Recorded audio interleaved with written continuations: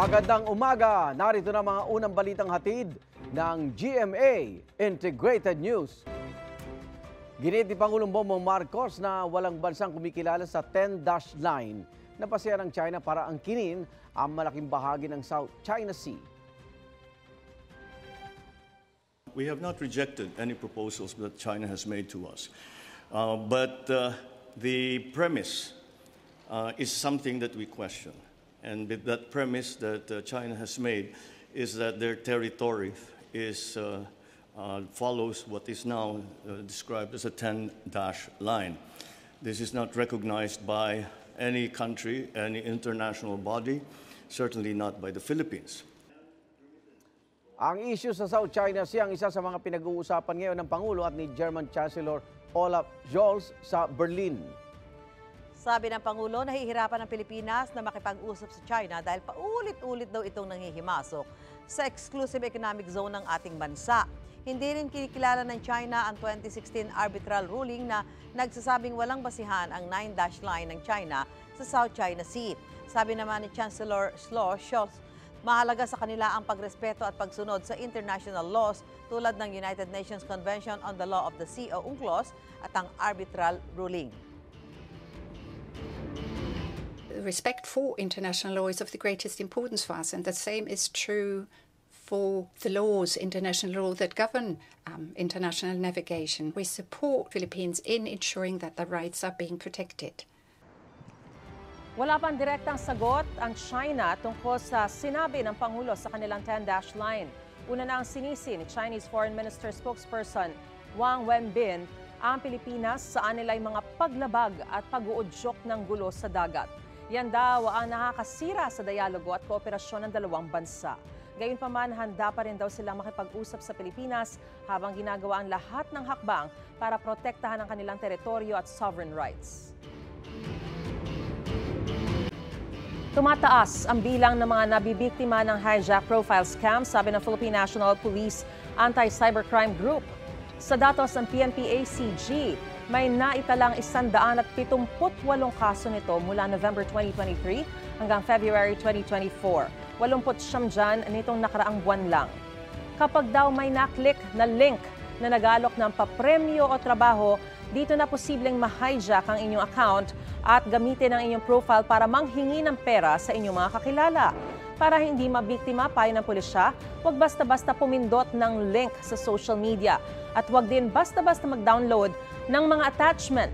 Gumamit daw ng malakas at hindi ordinaryong password. At i-enable ang multi-factor authentication sa mga account. I-report daw agad sa mga otoridad kung sa inyong palagay ay na-hack na ang inyong account. Nasuspinde ang mga klase sa ilang probinsya kahapon dahil sa sobrang init ng panahon. Para talakayin yan, makakapanayam natin si Assistant Secretary Francis Bringas ng Department of Education. Magandang umaga po sa inyo, sir. Hi, good morning, Susan. Good morning sa lahat ng nanonood at nakikinig ng iyong programa. Apo. Asek, hindi na bagong problema itong matinding init sa mga paaralan, di ba? Ano yung mga adjustment o mga natutuhan natin dati para ma-improve at hindi na gaanong maistorbo yung pag-aaral ng mga estudyante? I remember last year, may mga hinimatay pa nga sa mga eskwelahan, di ba, Asek? Yeah, tama yan, Susan. No? Last year, meron na tayong ganitong situation. At na-address na natin ito last year at patuloy yung ating pagpapatupad ng ating polisiya tungkol dito na merong authority yung ating mga school heads at school division superintendents na suspendihin ang ating face-to-face classes kung sakaling nakakaranas ng matinding init sa paaralan. At pinapayagan din natin ngayon ang hindi pagsusuot ng uniforme kung meron man silang uniforme para mas maging komportable at hindi mainit ang kanilang mga katawan kapag nasa loob ng paaralan natin. So, Asek, yun yung ilan sa mga adjustment na ginawa. Pero yung mga school heads ho ba, may karapatang magpasya kung magsususpindi sila o hindi? At sila rin kung sakasakali ang gagawa ng paraan para mabawi yung mga nakansilang araw ng klase?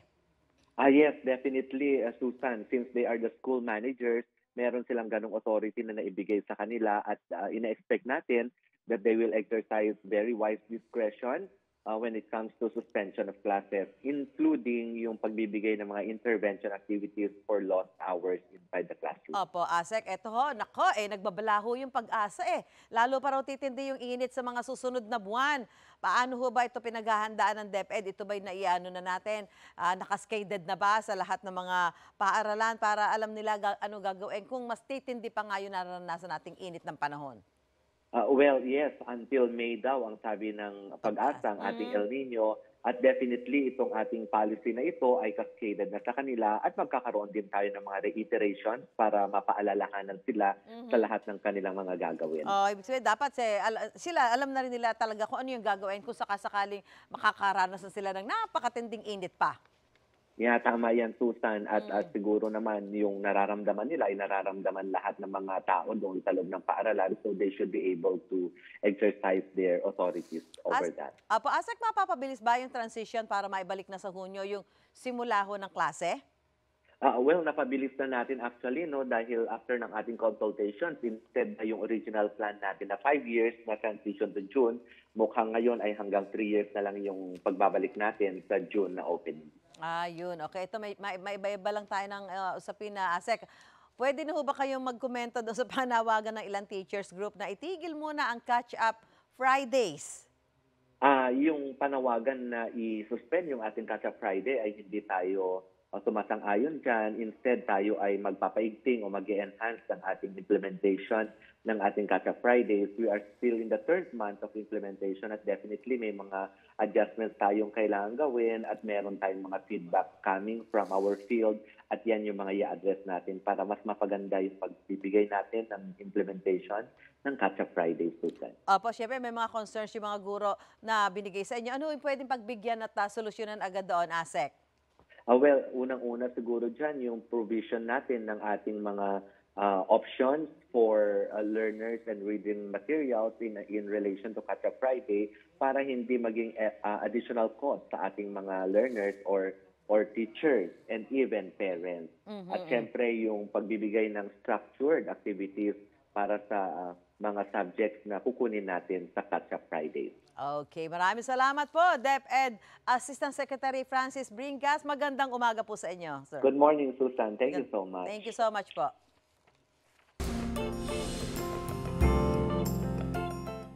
Magandang balita po para sa PhilHealth members ngayong National Women's Month. Simula sa July, may libreng mammogram at ultrasound screenings para sa mga babaeng miyembro ng PhilHealth kada taon. Parte yan ang pagpapalawak ng primary care benefits sa ilalim ng konsulta package ng ahensya. Ang kay Health Secretary Teodoro Herbosa, makatutulong ito para sa early detection ng cancer at iba pang sakit.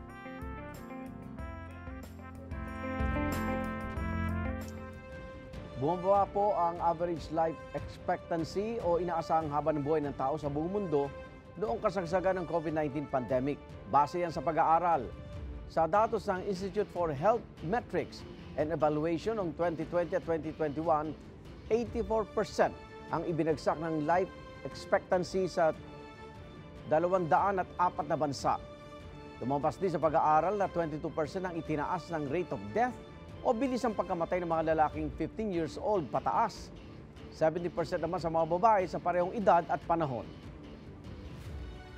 COVID-19 din daw ang naging dahilan ng excess deaths o sobrang bilang ng mga namatay na 15.9 million noong 2020 hanggang 2021. Lumabas din sa pag-aaral na mas matindi ang epekto ng COVID-19 pandemic sa adults sa buong mundo kaysa sa naging epekto ng kahit na anong sakuna gaya ng mga bagyo. Matapos aprubahan sa San Carlos, Negros Occidental ang kautusan na hindi na pwedeng gamitin ng mga motorcycle rider ang full face helmet, lalo na rin itong pag-usapan ng Metro Manila Council.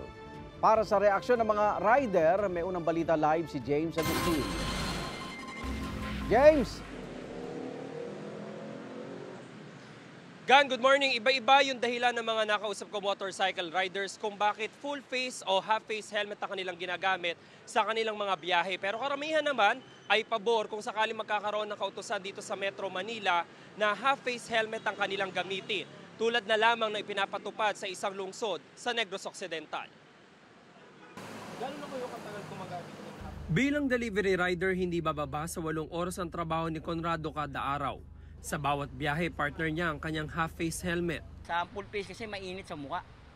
Tapos pangalawa, parang ang hirap kang huminga pagka pagod ka na. Sa mga rider na kagaya namin, o kagaya ko na halos araw-araw na sa kalsada, minsan talaga, mabagal lang ang takbo namin, hindi naman matulin eh. Kaya kumbaga, parang mas gusto namin yung nakakahinga kami pagka yung matagal na biyahe namin. Kung ang food delivery rider naman na si Jim ang tatanungin, mas mainam pa rin na full face helmet ang gamitin. For safety sa rider din po sir, para in case na magka-abarya sa daan na aksidente, para di ka masyado, safety ka pa rin sir. Kasi protektado yung ulo mo sir eh. Ang motorcycle taxi rider na si Eric, 2 half-face helmet ang daladala. Isa para sa kanya, isa para sa magiging pasahero. Mas magandang full face kung para sigurado sa sa kaligtasan. Kung sakali madisgrasya, di ba? Pero dahil sa pinatutupad na para makita yung mukha ng pasahero at saka yung rider, wala tayong magawa. Sa San Carlos Negros Occidental, ipinasa ang Executive Order 89 noong Pebrero na nag-uutos sa mga motorcycle rider at angkas na half-face helmet ang isuot. Ang isa sa mga dahilan, ang nakaalarmang insidente ng krimen na sangkot ang mga rider at angkas na nakasuot ng full face helmet at bonnet. Maaari naman daw gumamit ng full face helmet sa ilang lugar sa lungsod. Dito sa Metro Manila, wala pang nagbumungkahi ng ganitong kautusan, pero pwede raw itong pag-aralan ng Metro Manila Council. Handa rin daw sumunod ang mga rider na amin nakausap. Para pagkakaroon ng krimen, lalo na sa mga road rage, minsan sa mga rider ng mga private na mga pagka naka-half face, pagka naka-full face, parang hirap din ma-identify eh. Para easy to identify the criminals. Wala namang problema sa ganun sir, lalo na uso ngayon mga kriminalidad sa panahon ngayon para mabilis makilala po yung mga gumagawa ng mga krimen kasi po makakita yung muka. Bili ulit, panibagong gastos na lang po. Pero wala naman akong choice. Wala naman akong choice kung ano ipapatupad nila eh. Samantala, Igan, isa talaga sa mga concern ng mga motorcycle riders sa gumagamit ng full face helmet na nakausap ko ay kapag nagkaroon ng ganitong kautusan dito sa Metro Manila ay mapipilitan talaga silang bumili ng panibagong helmet at panibagong gastos na naman daw ito para sa kanila. Yan ang unang balita mula rito sa Caloocan. Ako po si James Agustin para sa GMA Integrated News. Dito sa NAIA Terminal 3 kung saan mula kanina madaling araw na naririto tayo, nakita natin tuloy-tuloy lamang ang pagdating ng mga sasakyan. Sa katunayan, medyo humupa ngayon yung dagsa ng mga pasahero pero kanina talagang masikip itong daanang ito papasok sa NAIA Terminal 3. Ngayon, bahagyang nabawasan ng mga tao pero nakikita natin mabigat pa rin ang daloy ng trapiko, patuloy pa rin ang pag-drop off ng mga sasakyan sa mga dumadagsang pasahero dito sa NAIA Terminal 3. Summer po ngayon, peak season sa mga airports at lalo na in 2 weeks, gugunitain po ang Semana Santa. Inaasahan maraming mga kababayan natin na magsisiuwian sa mga probinsya. Kaya naman, todo-todo ang effort ng Manila International Airport Authority at ang pamunuan ng NAIA para tugunan itong problema sa mga peste. Nauna nga pong nag-viral itong peste ng mga surot sa mga upuan dito sa NAIA. Ginawa na raw ng paraan yan. Patuloy ang pest control services sa paglilinis sa mga upuan at nasundan naman yan ng nag-viral din na tumatakbo-takbong daga sa loob mismo ng terminal. Nagkaroon na po ng paglalagay ng mga adhesive boards, nariyan din ang mga rat traps, pero siyempre nariyan pa rin ang pag-iingat na ito ay talagang tuluyang mapuksa dahil ito hong airport, tulad ng mga nakausap natin mga pasero kanina, ito yung kumbaga unang makikita ng ating mga bisita. Kaya naman lubhang napakahalaga na ito ay malinis, maayos para maging pleasant naman ang travel experience, hindi lamang ng mga foreign travelers kundi maging ng mga domestic travelers. Patuloy po ang ating pagpupunyagi na makuha ang panig ng pamunuan ng airport para malaman din natin ang update sa kanilang mga ginagawa para matugunan itong problemang ito. At yan ang latest mula dito sa NAIA Terminal 3. Balik muna tayo sa studio. Siniwalat ni Senate Committee on Games and Amusement Chairman Rafi Tulfo na isang mananaya ang 20 beses nanalo sa loob ng isang buwan sa loto. At batay raw yan sa listahan ng mga nanalo na isinumite ng Philippine Charity Sweepstakes Office. Ang PCSO bukas daw sa investigasyon. At para bigyan pa tayo ng mas malinaw na paliwanag sa isyong yan, makapanayan natin live sa studio si PCSO General Manager Mel Robles. Magandang umaga, GML. Ay, magandang umaga sa iyo. Okay. Una, para maklaro lang, galing sa inyo yung listahan. Opo. Tama. So, naging transparent po ang PCSO dyan.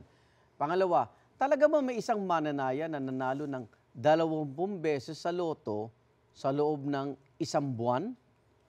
Okay. Sa pasimula, kung sa jackpot po, wala pong ganyan. No? Yung jackpot natin. Hindi jackpot to, hindi majority. Jackpot to. Okay. Hindi ito 642, 648. Hindi ho yan jackpot bearing. Sigurado po kami dyan dahil wala pong nananalo ng 20 jackpot games in 1 month. Pero, maaaring ang isang tao ay mag-claim ng 20 times or even more than 20 times sa ibang games namin. Hindi lang po jackpot ang games namin eh. Meron kaming 2D, 3D, 4D, 6D, yung mga lower tier games. At ang kadalasan dyan, ang practice talaga dyan, kahit bago pa ako dumating, ang claiming ng 10,000 and above ay ginagawa sa branch namin. Yung 10,000 and below ay pwede nang i-claim yan sa outlet. Okay. Pwede nilang i-claim yan dyan. Pero yung 10,000 and above, most likely sa branch namin na nasa munisipyo. Kapitolyo. Most likely Kapitolyo.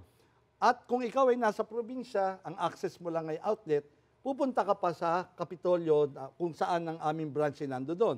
So for that matter, ang ginagawa ng iba, makikisabay na lang doon sa may-ari ng outlet, uy, pakinaman.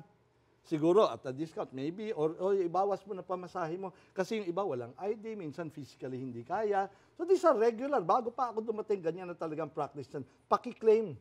So ibig sabihin yung nanalo, pwedeng hindi siya ang kumuha? Yes. Yung claimant ng winning ticket is not necessarily the winner. Kasi hindi ito jackpot. Hindi jackpot. Yung jackpot, personally ka pupunta sa PCSO. Ito, mga ibang games ninyo. Lower tier ang tawag namin dyan, mga mas mabababa yan. So, posible nga na 20 beses nanalo itong... Nag-claim. Let's clarify that. Okay. Posibleng 20 times na nag-claim or even more. Na hindi siya ang nanalo? Not necessarily. Kasi parang paid to cash na check yan eh. Pag hawak mo, yun eh. Di ba? So sa listahan nyo, GM, na-verify na ba sino itong tao yun to? Yes, at meron pa kaming, may tinignan pa nga kaming mas malalaki. At doon nga lumabas na may mga outlet owner na talagang ganyan ang gawin. And we will present that pag kinailangan nila. We will ask them. Anong mas malaki? Masigit pa sa 20 ang pag-claim nila? Yes, ang claim nila. At regular, ha? Regular pa. Kasi nga, hindi ito jackpot, ha? Ito yung pang-araw-araw na nananalo ng 4D, 3D, mga 20,000, 40,000, okay. 100,000 pa nga. So, kasi 300,000 and above. Posibleng itong taong ito, utusan lang ng mga nanalo? Or pinakinga na pwede nga... O siya rin ang nanalo? Pwede rin siya rin ang nanalo, pero hindi conclusive yun na siya ang nanalo. Lalo na kung jackpot, hindi imposible. Hindi, kasi kung siya ay regular na pumupunta sa PCSO dahil claimants o nanalo, siya na rin yung laging uutusan pumunta. Hindi lang yun. Pwede kasi, ba yun? Pwede ho yun. Saka yung may-ari nga ng Lotto Out, regular na kumukuha ng papel yun eh. Okay. Sa branch namin. So, very natural na kung sino man yun, makikisabay ka na kasi for so many reasons. Siyempre, pag narinig ng publiko yan, ang isa sa problema po natin ngayon ay yung tiwala ngayon sa sistema ng PCSO. Baka may iba ayaw nang tumaya dahil, may dayaan sa sinasabing dayaan. So, hindi na mamanipula po ang resulta ng loto natin. Hindi po. Yan po ay in full view of everybody at live po yan, pinanonood. Kahit sino po ay pwedeng punta sa amin eh. Basta magkasya lang po tayo sa lugar, mapapanood natin yan. Okay. At ang resulta niya ay immediately instantaneous. At 8:30 po, ini-embargo na lahat ng natayaan. Okay. Wala na makakapasok na tayaron sa sistema. At ang draw starts at 9 o'clock. So 30 minutes sa pagitan niya, wala na hong papasok. Sa reaksyon ng publiko sa sunod-sunod, may nanalo na. Ayan, sunod-sunod eh. Na-monitor niyo ba na bumaba ba ang bentahan o lalong tumaas pa dahil yung iba, syempre, na-inspired, may nananalo eh. So ano ang monitoring ninyo, GM? Awa ng Diyos, no? It's still the same, no? Okay. Syempre, bumaba nung nagpakabog kami, talagang triple. Yung malakihan. Lumaki talaga eh. Isa lang ho talaga ang sikreto at napatunayan namin to paano lumakas ang sales is through the jackpot. Okay. Jackpot bearing ho ito eh. Mas malaki ang jackpot, mas marami talagang tataya. Wala na hong ibang formula. Jackpot bearing Kinwestiyon din po ni Senador Tulfo kung bakit lagi may nananalo tuwing may draw, ngayong may iloto na daw. Dati-rati, inaabot daw ng ilang buwan bago may nanalo, pero ngayon daw parang regular na dahil sa iloto. Na-monitor niyo rin ho ba yun? Actually, para i-compare mo na mas madalas, meron kang pinagbabasihan dapat eh. Oo. As kung dati 3 isang buwan, ngayon 10 isang buwan. Yun ho yung hinahanap namin dahil hindi ho namin makita yung disparity na dramatic disparity. Parang pareho pa rin ho eh. Pareho lang. Pareho lang. From year to year, titignan mo yan year to year, month to month eh. Pag sinabi mong mas matangkad ka ngayon, there is always a reference point eh. Wala ho tayong sinasabi kung bakit mas madalas. Eh kung pakita namin yung datos, eh hindi ro, ganun pa rin ho eh. May nabanggit ho si Senator Lotto yung code na kayo lang daw. Yung root access. O root access. Kayo lang daw ba tsaka ng assistant nyo ang may hawak mo? Hindi, root access yan. For administrative purposes yan, nakikita ko yan eh. Oo. Wala hong kakayahan mag-edit yan. At tinitingnan lang po dyan yung sales ng bawat branch. Ay paliwanag nyo kasi yung sinasabi niya pwedeng imanipula ang root code dahil ikaw lang daw at dapat daw ibigay dun sa chairman. Hindi raw kayo magkasundo nung chairman, hindi po, GM. Ako po ang management. Sa contract po niyan, hindi po ako may gawa niyan. Okay. Sa contract ng Philippine Lottery System, nasa GM po yan eh. Hindi ho ako may gawa niyan. Hindi ikaw. Inabutan ko ho yan. Pero that is for the purposes of administrative. Imposible nyo hong baguhin yan dahil published agad eh. Immediately ho eh. Imposibleng ang root code, ang Root source, access, oo. root access ang source din ng kunyari sinasabing dayan, hindi ganon. Hindi po. At ito nga ang nakakalungkot dyan. Inimbita po natin lahat ng senador na pumunta, dali ng expert nila at tignan. Ang tagal na po nun. Hanggang May pumunta ba? Wala po. Wala pa akong nagpapa-unlock na Okay, pumunta. eto, tingnan nyo. Dapat daw bang alisin muna daw ang iloto? I think kaya we should go progressive kasi nung nakita niyo po nung nagkaroon ng COVID, no? Napagalitan pa nga ang PCSO ng mga taga-house, bakit wala kayong option? Para wala kayong, hindi man lang kayo magkaroon ng option kasi matitigil ang charity nyo pag wala kayo. And this is one of the contingencies. At actually, maliit pa nga ho dahil hindi pa naman namin pinopromote ng gusto ang iloto. Pero at least kung meron mangyaring ganyan na similar, meron tayong option. Okay. The world is going digital eh. So kita nyo, napakarami niyan. Hindi na kailangan makipakipa. Siya na mismo, malalaman natin. GM, ano mga hakbangin natin para may trust issue dito kahit paano, no? Para hindi ika nga sabihin na nadadaya yan at namamanipula yung resulta? Number one, I'm really making myself visible at binibigyan ko talaga ng time, ipaliwanag sa tao. At ang challenge namin na pumunta kayo, bring your experts and bring the data. Kung i-confront nyo naman kami, please bring the data. At kung galing naman po sa amin, pwede nyo naman po kaming tawagin para ipaliwanag namin yung data. Wala na pong mas authoritative sa data, kundi yung pong author. Kaya po, author yan eh. Authority siya sa kanyang ginawa. Kami po ay only a phone call away. We are always willing. Ang mananaya po ng PCSO ay sa kabutihang palad po, they continue to patronize kasi nga may nananalo. Opo. Mas mahirap yan pag walang nananalo. Okay. May invitation ka ba kay Senator Raffy Tulfo na pumuntang personal sa PCSO at makita yung sistema? Meron po.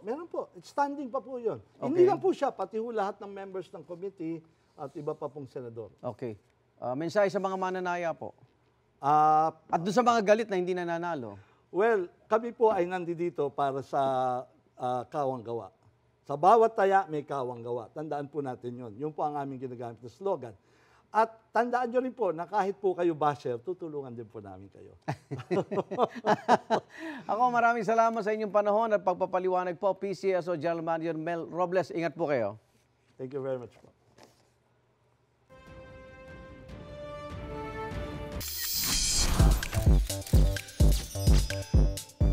This April na ang comeback ni Kapuso Primetime Queen Marian Rivera sa GMA Prime sa seryeng My Guardian Alien. Masasabi niyang, may kaibigan akong alien. Mami, favorite ko po talaga tong book na isinulat niyo. Ang ganda po eh. There's no such thing as alien. Makakatambal ni Marian for the first time sa upcoming family drama series si Gabby Concepcion. Gaganap namang anak nila si Sparkle Child star Rafael Landicho. Kwento niyan, pagkain at sayawan ang paborito nilang bonding time ng cast at production crew. Sa ngayon, extra picky na nga raw si Marian sa pagpili ng projects. Kaya sa kanyang extraordinary role dito as alien, siniguro niyang makaka-relate ang kanyang mga anak. Open naman kaya si Marian na makatrabaho sina Zia at Sixto sa future projects? Actually, hindi naman sa pinagkakait namin yan sa kanila. Siyempre, nire-respeto din namin ang privacy ng mga bata. But not to the point na tinatago namin. Kung ano man meron kaming ipinapakita in social media is katiting lang yun na totoong nangyayari sa totoong buhay. Igan, bago bumiyay pa Czech Republic, nakipagkita si Pangulong Bongbong Marcos sa Filipino community sa Berlin, Germany. 8 kasunduan naman na may kinalaman sa military-grade armored personnel carriers at solar cell manufacturing facility ang pinirmahan ng Pilipinas at Germany. May unang balita live si Rafi Tima. Rafi. Igan, mag-aalauna na madaling araw ngayon dito sa Berlin sa Germany kung saan kani-kanina lamang ay natapos na yung huling aktibidad ng Pangulo para sa unang buong araw ng kanyang working visit dito sa Germany matapos siyang makapulong ang Filipino community.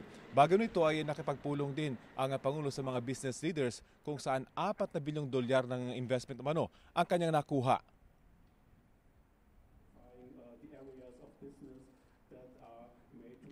Walong kasunduan ang pinirmahan sa harap ni Pangulong Bongbong Marcos sa pagtatapos ng unang buong araw ng kanyang working visit dito sa Germany. Kabilang sa mga MOU ang pamumuhunan sa isang planta na gagawa ng armor-protected cars at military-grade armored personnel carriers at solar cell manufacturing facility. Ang mga kasunduan aabot daw sa $4 billion o 220 billion pesos kapag natuloy. Hindi direktang investment ang mga kasunduan pero umaasa ang pamahalaan na sa pamamagitan ng pagbisita ng Pangulo, may iengganyo ang mga mamumuhunan na hindi lang ituloy kundi lakihan pa ang kanilang investment sa bansa. Bago ang German-Philippine Business Forum, ginawaran ni German Chancellor Olaf Scholz ng arrival honors ang Pangulo pagdating nito sa The Chancellery, ang opisina ng leader ng Germany. Sa joint press conference ng dalawang leader, ibinahagi ng German Chancellor ang kanyang personal na karanasan ng pakikipag-ugnayan sa mga Pilipino. Noong siya raw ay abogado pa, may mga ipinagtanggol sa mga Pinoy na seafarers. Pagpapakitaan niya kung gaano kahalaga ang mga Pinoy sa larangang ito. Binigyang din ng dalawang leader ang kahalagahan ng pagsunod sa international law. Ayon kay Pangulong Marcos, bukas naman ang Pilipinas para pag-usapan ng issue ng West Philippine Sea pero dapat ito ay nasa tamang konteksto. Paalala ng Pangulo, walang kumikilala sa 10-dash line ng China na basihan nila sa pag-angkin ng malaking bahagi ng South China Sea. We have not rejected any proposals that China has made to us.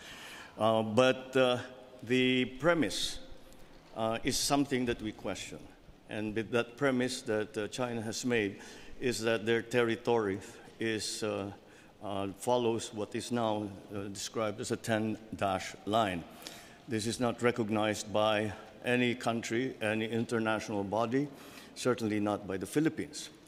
We have the economic zone that China has already intruded upon.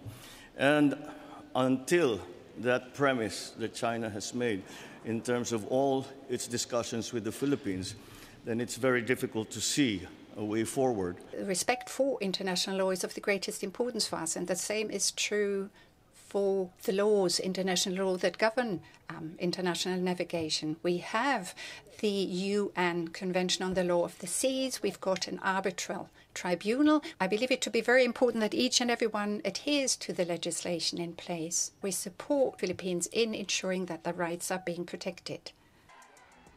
Kasama po ang ating unang Nagpasalamat naman ang Pangulo sa Filipino community para sa patuloy nilang kontribusyon hindi lang sa ekonomiya ng bansa kundi bilang mga kinatawan ng Pilipinas. Kaya naman bilang ganti, titiyakin daw ng pamahalaan na mapaprotektahan ang karapatan ng mga OFW saan man sila sa mundo. Ang abilidad at galing ng ating mga OFW ay tunay na hindi mapapantayan. Kaya naman, siguraduhin po natin na maayos ang kanilang kalagayan. Tama ang pasahod, may oras sila sa paghinga at bakasyon. Tinatrato sila ng may respeto at binibigyan ng kaukulang benepisyo na ayon sa batas dito sa Germany at kung saan man ang ating mga kababayan.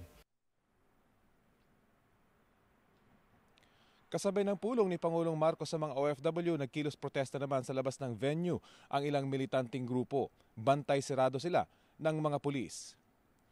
Ngayong umaga, Igan, ay nakatakdang magtungo si Pangulong Marcos sa isang gas and turbine plant bago siya humarap sa Philippine media, bago naman siya tumulak sa Czech Republic para sa kanyang state visit sa Prague. Yan pa rin ang latest mula dito sa Berlin. Igan? Maraming salamat. Igan, mauna ka sa mga balita. Mag-subscribe sa GMA Integrated News sa YouTube. Sa mga kapuso abroad, subaybayan nyo kami sa GMA Pinoy TV at sa www.gmanews.tv.